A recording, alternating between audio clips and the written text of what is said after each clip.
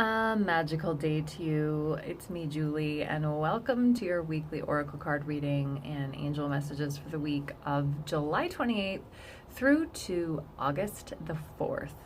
And I'm up really early today talking to God and the angels about what messages that we need to receive for this week. And the message I got was be true to who God wants you to be. Be true to who God wants you to be. That's a bold statement because it's like, oh my God, who does God want me to be? So I thought of this story actually of this nurse who takes care of people before, death.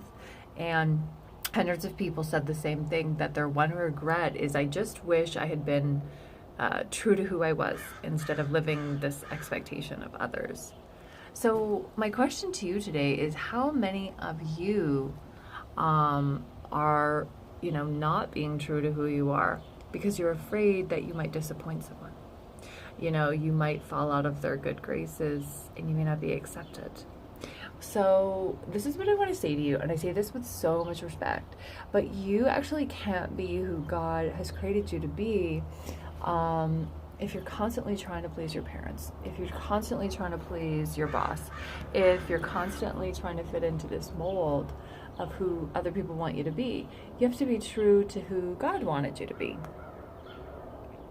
And this lets me think about myself, is that I remember when Doreen Virtue, she switched out of the New Age and into Christianity, I had to accept the fact that the purpose for my career was very different from hers.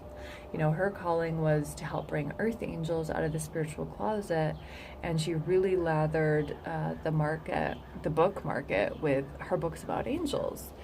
And when I started my career, I really felt this pressure to, be like her, to fit the mold. I thought, I needed to sound like her and go down that same road. But when I searched my heart, deep down, I knew that my calling was to connect to people, not only to their angels though, but to heal their emotional issues, and that my gift as an empath was even deeper, and that my abilities were to help people with different things than she did in her readings and in her workshops, and that my purpose was to use my crazy personality and my outrageous remarks to help people to heal one angel message at a time. And that was really a struggle for me because I love Doreen Virtue.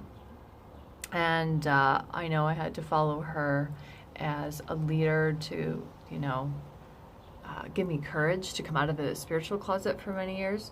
And I used to be really scared to use my sense of humor because I say some crazy stuff. I thought, oh God, I'm not as conservative as she is. I'm really out there. But then one day I realized that God made the two of us because we have two separate purposes, and that was okay. And how I knew that was the angels around me shared with me. They're like, Julie, it's actually okay for you to be funny and to approach things differently. Now, quit trying to be like Doreen Virtue and go fulfill your purpose.